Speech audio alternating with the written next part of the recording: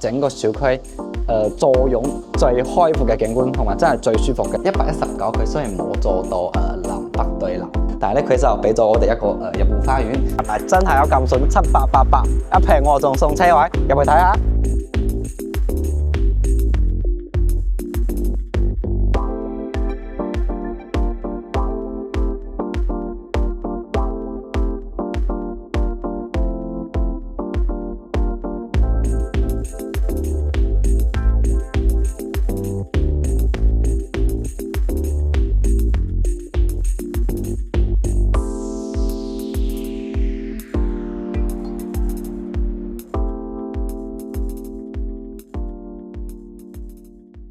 Hello， 大家好，歡迎收睇灣區之家，我係今日嘅主持阿明。咁近排咧後台就收咗唔少觀眾朋友嘅私信留言啦，就問珠海斗門係咪有個樓盤又公價又送車位喎？聽講依家一平方只需要7888一平喎，即係7888蚊一平方喎，係咪真㗎？咁今日阿明就帶住大家嘅疑問嚟到呢個樓盤嘅現場，冇錯啦，佢就係位於珠海斗門嘅時代都會大景。咁聽到呢個發展商時代，咁大家可能又有疑問啦。咁呢個發展商唔係之前就聽有少少啲問題啦，點解依家又重現江湖公戶啊咁樣？咁其實呢個樓盤係有少少故事嘅，即係最開始咧發展商就同時代係有合作嘅，即係用佢個名嚟發售啦，即係出售，因為嗰個時候時代係即係比較出名啦。咁到依家即係自從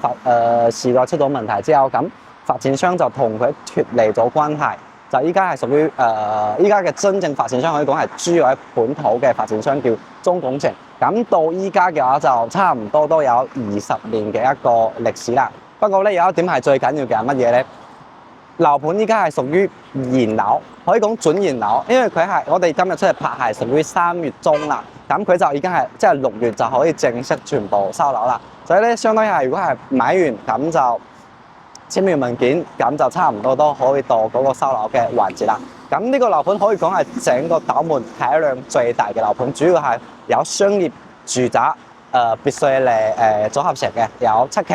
咁總戶數都有超7000戶啦，咁可選嘅面積都比較多，即係依家主要在賣嘅就最細嘅可以去到即係75公嘅兩房啦，咁就呢一個面積兩房嘅話就可以比較啱啲朋友，可能唔需屋企平時住嘅人唔多，咁就可以選擇兩房。係咁如果係想大啲嘅話，都會有4房啦，即係110、19啊呢啲可以選擇嘛。係咁，阿明依家嘅位置就喺都會大景嘅門口，咁可以同大家介紹下佢個周邊。背後係佢個售樓部啦，售樓部。咁鏡頭向右手邊指一指，嗰一邊嘅話就係都會大景最左嘅1期，咁樓下就會有翻啲商業，係即係已經都全部開晒嘅啦。阿明啱先都會行咗一圈，就會有啲超市啦、沙縣小食啊呢啲，咁到時就會可以剪啲視頻出嚟俾大家睇一睇嘛。咁面前呢一條路嘅話就係斗門嘅可以講係主幹道嚟嘅，叫湖心路，可能大家都會比較熟悉。咁如果係向即係對面，就公公正對面啦，對面呢個樓盤咧就叫恒玉工商會。咁呢個樓盤咧就喺我哋時代都會大景，可以講真正嘅對立面嘅樓盤啦，可以講競爭都好大。點解咧？因為嗰度依家雖然同都會大景可以講得差唔多，即係現樓仲睇啦。咁佢嗰邊就要賣13000一平，即係大賣中收13000。但係咧都會大景依家就7888起一平方，即係佢呢個係起步價啦。但係咧我哋都可以預，即係可能均價8000幾啊咁樣，之後就會有個可靚嘅樓層啦。同埋咧都會大景嗰度會有直通巴可以翻香港，即係嗰度有一個天橋嘅位置，即係我哋呢度咁樣直行，然之後左轉到嗰度就會有直通巴可以翻到香港，就有太子啊、荃灣啦等呢啲位置啦。然後你向呢個位置行，可能就行揸車咯，6-7分鐘到嘅車程就可以到嘉禾城啊呢啲即係大型嘅商場。可以講我哋如果係呢個位置嘅話，就周邊無論係去醫院啦，或者去商場啊玩嘅啊，全部都係10到15分鐘嘅車程內就可以全部滿足嘅啦。係咁，呢個位置，如果我哋翻港珠澳口岸嘅話，就即係自己去嘅話，就大概你預半個鐘到嘅一個車程。係咁大致上嘅情況就係咁樣。咁事不宜遲，阿明依家就帶大家入去睇下，係咪真係有咁筍7888一平我仲送車位，入去睇下。好啦，咁啱先阿明就從售樓部打探到消息出嚟啦，咁就攞咗佢啲圖紙，咁依家就嚟到佢在售中嘅園林，即係3期園林部分啦，咁就同大家講翻下呢個樓盤究竟係咪真係做到呢個優惠啦，同埋有送車位喎，所以咧我可以邊行邊講啦，順便都帶大家睇一睇佢個園林部分，因為咧依家我哋係屬於佢3期賣嘅，其實就係3期啦，就係呢一期，咁園林其實大家依家睇嘅就係最真實嘅啦，就會有呢啲小朋友玩嘅嘢啦，同埋咁開闊嘅園林。其實呢3期咧係主要以白座嚟搭建而成嘅，係以圍合式嘅佈局，即係大家會睇到係以圍合式。咁呢種圍合式嘅佈局嚟搭建最直接嘅好處就係通風，就唔會話一到夏天啦就好焗啊呢啲情況。係，然後我哋邊行邊講。咁依家咧，其實我哋都可以鏡頭向上面指一指，可以睇到佢啲入住率。咁依家咧，其實發展商主要在售，即係嗰啲已經係人哋賣晒入去住嘅啦。咁今次主要推出嚟，即係優惠主要嘅話係1座同埋4座。咁先講一講啦，1座嘅話其實可以講係零零散散嘅尾房，因為1座就主要兩個面積係75方嘅2房同埋99方嘅3房2個廁所，即係嗰啲對流設計啦。咁有2房嘅話，即係目前佢嘅好選擇嘅樓層就唔算話好多，所以咧阿明今次就主要帶大家睇翻佢新推出嚟嘅。咁如果係大家想了解2房嘅話，可以直接揾翻阿明，即係阿明可以發翻啲視頻啊俾大家睇嘅。係咁依家咧，其實我哋可以睇睇啦，就係我面前呢一座啦。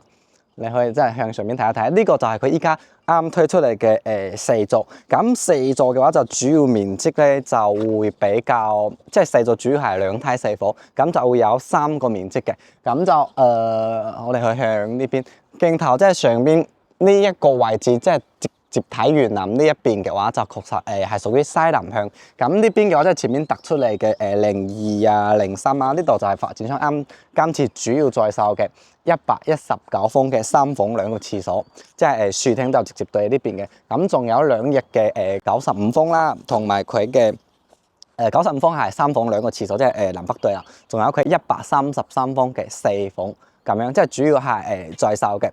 咁即係依家佢主要賣嘅就係呢啲貨啦，咁其他棟數嘅話就有啲已經係賣晒啦，或者就未推出嚟咁樣。咁今次我哋係4座，但係咧阿明認為咧4座應該可以講係整個3期之中最靚嘅。點解咧？我哋可以睇一睇樓近佢，即係呢度到最遠嘅嗰邊可以講係7座啦，同埋對面嘅11座，可以講佢樓近佢係超260米，即係個長遠度啊，咁對比其他啲嘅話，我哋可以睇到樓間佢雖然都闊，但係咧就未至於可以做到4座咁闊啦。同埋咧，我哋依家就園林部分，我哋可以睇到，因為現樓係最直接可以睇到平時小區嘅一個物業管理啦。咁呢度嘅物業費就2.5蚊1平方每一個月，咁係由萬科大家熟悉啲嘅1級物業嚟管理嘅，可以即係鏡頭咁樣指一指，係。咁依家在售嘅情況大致上係咁樣，咁事不宜遲，阿明依家就先帶大家上去，即係佢個實體樓，咁帶大家睇一睇從樓上望落嚟嘅一個景觀啦，同埋戶型啲格局啊，究竟係如何嘅。灣區置業要揾可靠、具誠信，要有香港團隊同香港辦事處嘅代理幫你手。歡迎上我哋自家兄弟旺角總店呢度傾傾啦。喺呢一度我哋可以提供舒適同具私隱度嘅環境，同你洽談樓盤細節。前往嘅方法相當簡單，你只需要喺油麻地站嘅 A1 出口轉翻過嚟彌敦道呢一邊，向太子方向行過去，約1分鐘嘅時間呢，你就已經可以嚟到銀座廣場啦。又或者你可以旺角站嘅 E1 出口向尖沙咀方向行6分鐘，一樣可以嚟到銀座廣場。而詳細嘅地址就係影片嘅下方。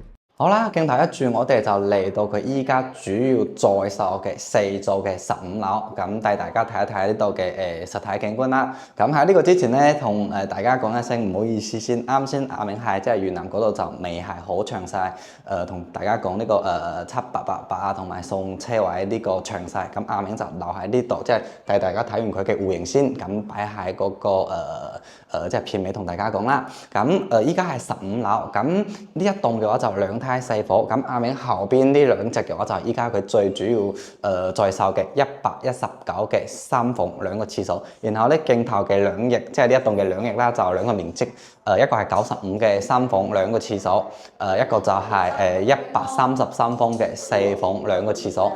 好啦，咁鏡頭轉翻入嚟。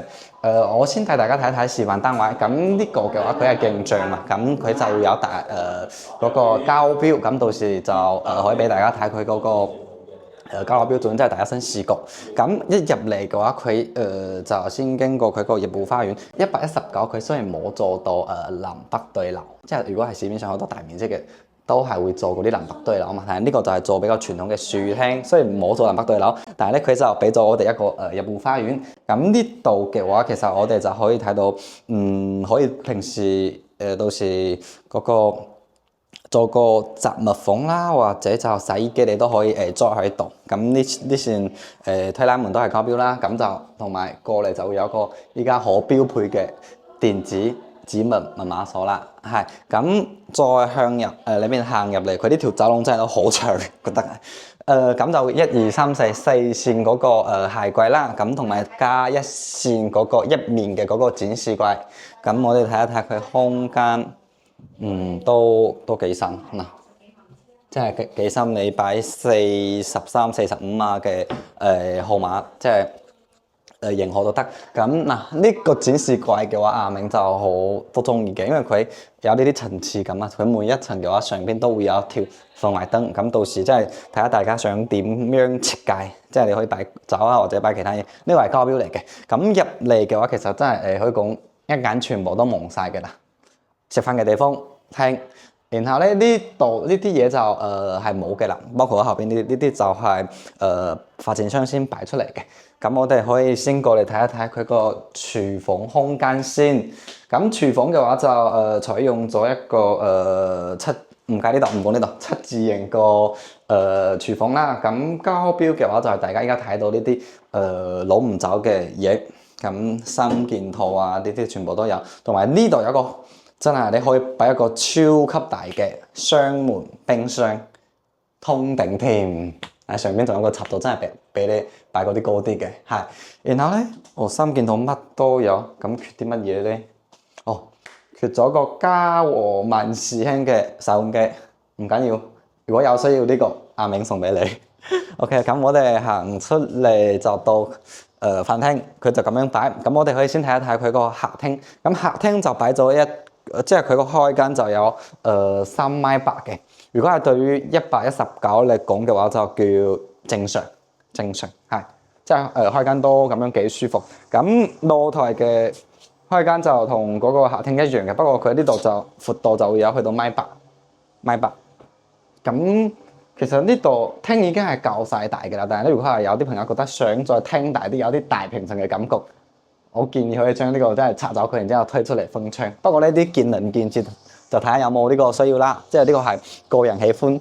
咁我哋可以先睇一睇，因為我哋依家係屬於實體景觀啊。依家賣嘅就係呢一座，只不過樓上樓下嘅景觀。咁呢一座嘅話4座就我真係可以講佢係整個小區坐擁最開闊嘅景觀，同埋真係最舒服嘅。因為我哋一望落去就係整個小區嘅園林啦、游泳池啊、兒童區啦，同埋咧樓間佢真係好闊。你睇我呢一棟離嗰邊最遠嘅11座260米嘅距離，即係你呢個嚟講嘅話，你真係距離上啊，同埋視覺上都係會比較舒服。然後咧，同大家講一講佢呢個風位先。依家呢度係屬於西南位，即係我哋睇園林嘅就係西南位。咁今日天氣就唔算話好好。咁依家係15樓，咁15樓嘅話，其實我哋可以睇到遠處嗰個斗門嘅母親河黃楊河。OK， 嗱就可以睇到少少啲黃楊河景啦。咁如果再高啲嘅話，我相信會再靚啲，因為佢總樓層係有33層，即係再高啲嘅話就會靚啲。因為同埋我用眼直接睇嘅話，其實佢係會大啲嘅，但係啲鏡頭顯示出嚟，我啱先睇有啲少少縮晒。然後咧左手邊呢度嘅話就會有佢嗰個幸福河，同樣都係會高啲靚啲。幸福河即係會有少少豪仔，你高啲嘅話你就可以睇到嘅，同埋遠處嗰個斗門嗰個體育，即係嗰啲綜合體啊、體育館啊咁樣。然後右手邊呢一 part 嘅話，即係呢一 part 其實全部都係屬於都會大景嘅。咁前面嗰啲就係都會大景早期啲別墅啦，咁樣係。咁 OK，我哋睇一睇瞓覺嘅地方先。首先咧，我哋一入嚟最先經過係佢個廁所下廁。咁下廁同樣都係擁有即係明廁啦，就會有窗，即使你唔開燈都保證到咁樣陽光可以照射入嚟。第一個，然之後再過嚟嘅話就係佢個BB 房。咁 BB 房佢就採用咗榻榻米，係，即係佢個設計大家可以參照翻。然之後不過咧，我就覺得佢3間房其實都中規中矩。即係都幾大嘅 ，OK。然之後緊接嚟到我哋最後嘅主人房。咁主人房加埋套廁嘅，我哋先睇呢度啦，就會有20幾個方，係我哋可以入嚟睇一睇佢個空間。其實佢呢個119單位就好處就係佢無論係房間啦、廚房啦、廁所啦，個個都係會有窗嘅呢個設計，即係保證到陽光嘅一個採光線問題。咁行到嚟可以嚟呢度睇一睇，佢同露台一樣嘅，都係直接睇遠燈。係啦，咁就同大家講翻呢一間嘅價錢啦。阿明探到嘅情況係確實真係可以做到700-800一平方。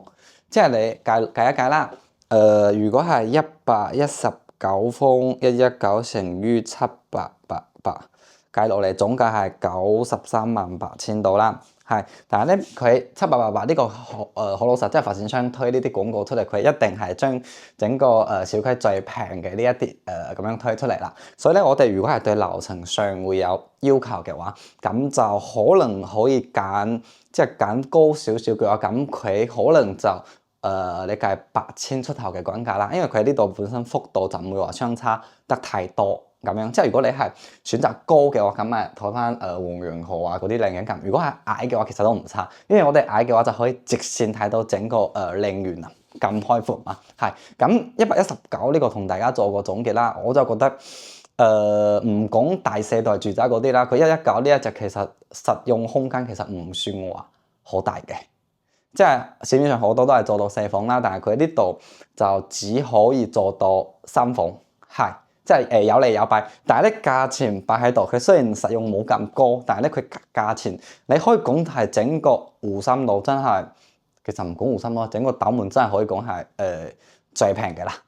係，即係你對面嘅工商而家都要去到13000度啊！呢啲都係真實嘅數據嚟嘅。同埋咧，佢呢度除咗依家嘅價錢之餘咧，佢就仲有送咗一個車位。但係呢個車位嘅話，佢係冇產權嘅，即係都係跟住間屋嘅產權嚟行嘅。即係我哋間屋幾年啦，包括後邊續約㗎，佢都係咁樣跟住落嚟嘅。咁呢個車位嘅話，就大家就可以睇下自己泊車啦，或者唔用嘅話都可以即係出租翻俾人哋啦。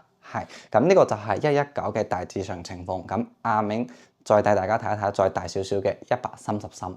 OK 啦，咁啱先就帶大家睇完119嘅3房2個廁所，咁依家就帶大家睇翻大少少嘅133方，都係呢一棟最大嘅戶型。同埋咧呢個係屬於單邊位，所以咧我依家所在嘅呢條走廊位嘅話，我哋到時其實如果係自己擺少少嘢啊，即係冇塞住個防火門啊都可以嘅。因為咧你呢個位置幾乎平時就只有自己會翻屋企會使用到，係咁。然之後一入嚟嘅話就因為呢間嘅話佢交標其實同119嗰一隻係一樣嘅，所以咧呢度我哋就主要講翻，即係可能快少少啦，就主要睇翻佢個格局啊，係咁同樣都係一線嘅嗰個衣櫃，咁都係卡落標準。咁一行入嚟嘅話，我哋可以睇一睇，首先就會有個乾濕分離嘅廁所，同埋我後邊嘅房。咁呢間房嘅話，阿明係稱之為老人房。咁因為你如果係老人家同我哋即係住一齊啊，我哋可能夜晚唔瞓覺嘅嘛，咁可能會嘈到佢。咁如果有一間即係房離我哋遠啲嘅話，咁就會比較啱佢，即係唔會嘈到佢啦。咁我哋可以過嚟睇一睇個景觀先。咁呢邊嘅話，其實出邊嗰條就係湖心路啦。然之後你可以睇翻遠處，即係對面嗰個公山匯啊，就係阿明啱先一直有提嘅，我哋對面樓盤咁對面賣緊13蚊一平方，同埋佢嗰個售樓部嘅位置就係到時坐直通巴翻香港嘅位置啦。咁佢嗰個售樓部小心，到時售樓部嘅樓賣晒啦，佢就會整翻自己啲商業，咁我哋行到對面其實真係都好快。你預計行路過到嗰條天橋啊，就7-8分鐘到啦，就可以行到對面啦。咁 OK 啊，咁行到呢度，佢133呢一隻嘅話就做咗橫廳嘅一個設計，就真係都係比較時興嘅，係即係呢種橫廳設計嘅話，最直接嘅一個好嘅優勢就係佢就比較慳空間啊，就慳咗好多嗰啲走廊位啊，佢全部利用晒好，即係利用好起身啦。同埋阿明自己好中意呢種戶型，因為點解咧？我中意邊食嘢邊睇電視，咁坐喺呢度睇前邊嘅電視幾舒服。OK 啦，咁我哋行到嚟就係入到嚟就係佢個廚房啦。我哋可以一鏡到底睇一睇佢個廚房，咁同樣都係L 型嘅一個廚房啦，同埋可以擺一個超大嘅雙開門冰箱，係咁都係冇洗碗機。如果需要，阿明送俾你。OK， 咁行過嚟到呢度，佢呢個開間即係同食嘢，即係飯廳到客廳呢一度嘅，佢開間係足足有去到5.9米。OK， 咁行出嚟之後咧，就係佢個主露台，咁主露台個長度同啱先嗰個客廳飯廳係一樣嘅5.9米。你喺呢度你跑步啊，或者喺呢度 BBQ 啊，味道從呢度跑出去真係都 OK。咁睇翻我哋下邊呢個同樣都係西南，係咁都係睇翻呢個園林，但係咧佢就冇119啱先睇嘅園林咁全面啦。119嗰一隻就都可以睇到嗰個游泳池嗰啲嘛，但係呢一隻嘅戶型都唔差，佢就睇到一半唔止嘅園林，但係咧同樣遠處都可以睇到嗰個母親河啦。係依家就同樣都係15樓。OK， 咁行入嚟就係經過我哋嘅客房，可以睇一睇。我哋睇一睇空間，然之後第3間房，其實咧，我覺得佢133呢一隻嘅實用空間，反而比119嘅多，即係實用空間。因為阿敏見到佢幾個房間啦，綜合性會強啲啦，就唔會話呢間房好細，嗰間房好大，唔會，佢間間都係會差唔多。除咗我哋主人房一定係最大嘅。係咁，主人房嘅話就佢就做咗呢度就做咗一排嘅衣櫃啦。咁係啦，呢個設計都 OK， 或者就大家睇下會唔會有呢種傳統啲嘅設計，就呢度整翻個 L 型嘅嗰個位置啦。咁同樣係啦，咁啱先攝影師影咗呢度，咁我哋就直接過嚟睇一睇。佢呢度睇出嚟個景觀咧，就同主露台係一樣嘅。我哋可以過嚟睇一睇。係都係直接正對嗰個園林。係咁呢一間嘅話，133方嘅話總價咧，我都係以7888蚊價俾大家啦。133咁總價就104.9萬，即係我哋105萬啦。咁呢個係你可以叫佢係唔算話樓層好高嘅嗰個樓層價錢。咁如果我哋想即係高翻少少嘅，我哋可以行出去講。如果係想高翻少少嘅話，你可能會預8000出頭啦，或者8120啊呢個幅度。因為佢呢度嘅話就每一層相差嘅就唔會話好多，係即係你可能計落嚟總價都係相差到幾萬蚊到，係。然後咧，其實喺湖山路呢一度嘅，我哋好老實，你100萬出頭你可以買一間133方呢種都可以講係大戶型啦，真係都算幾大運嘅啦。即係如果我哋係考慮翻嚟度假啦，或者長住嘅話，呢個樓盤其實可以講係滿足到我哋嘅。因為點解咧？你如果係如果我哋唔需要太多房嘅話，其實佢有2房選擇，即係75嘅，都係睇翻嗰個豪景嘅。咁總價就60幾萬到啦。係，咁如果我哋想大少少嘅話，其實你都係100萬內，即係好似啱先介紹嘅嗰個119都可以做到嘅。同埋佢周邊嘅配套都係會比較齊全，即係我哋屋企樓下落嚟就有晒配套。同埋咧，你如果係翻香港啦，真係半個鐘到廣州，即係1個鐘多一啲嘅話，就真係可以實現香港同珠海咁樣兩地行啦。係，咁呢一集嘅話就同大家分享到呢度啦。多謝大家收睇到呢度對阿銘嘅支持。咁如果係大家對呢個樓盤有興趣嘅話，就歡迎隨時WhatsApp 我，係啦。咁阿銘可以發啲資料俾你睇啦，或者如果係想過嚟實體即係考察下都可以嘅，即係我哋可以直接喺香港過嚟睇樓啦，即係喺香港出發全程都係免費嘅，同埋過嚟阿銘都可以帶你食下呢度附近啲美食啊，行一行周邊啊，都係冇問題。係咁，如果下一次仲有即係大家如果係睇到比較想了解嘅樓盤，咁都可以歡迎即係私信或者留言個樓盤名俾我，咁阿銘都可以去錄實最真實嘅情況拍翻俾大家睇。係咁，呢一集就到呢度啦，我哋下期見，拜拜。各地新政推動，成交再度熾熱。2024年房地產市場再度備受關注。你有冇興趣跟我哋自家兄弟過到嚟大灣區呢邊睇樓呢？自家兄弟現時為客戶度身訂造專屬行程，無論喺口岸嘅預約接待，又或者喺香港呢邊直接出發，提供點到點嘅睇樓安排，帶你品嘗當地特色美食，盡責為你提供各個樓盤嘅資訊，睇樓全程無壓力，讓你可以輕輕鬆鬆選購心水單位。而由簽署認購書一刻，我哋嘅服務先係剛剛開始。無論係匯款、簽約、代辦手續，我哋都會為客戶提供貼心而全面嘅協助。後續我哋仲會提供自家兄弟嘅專屬管家服務，由買樓、收樓、驗樓到單位嘅軟裝、精裝設計，以至係訂製家私服務，自家兄弟都能夠為你一一辦到。可以同你一齊選購裝修建材，以至係單位裏邊每一個細小嘅組件，更有提供資訊豐富嘅網上平台，俾你自主了解各個樓盤嘅詳盡資訊。無論係市場熱話、獨家折扣、熱賣靚盤，我哋都第一時間通知你。我哋誠邀你跟我哋到灣區各個城市選購你嘅心水單位，專屬訂製路線考察，可以天天出發。灣區嘅生活有幾美好，等自家兄弟帶你嚟了解一下啦。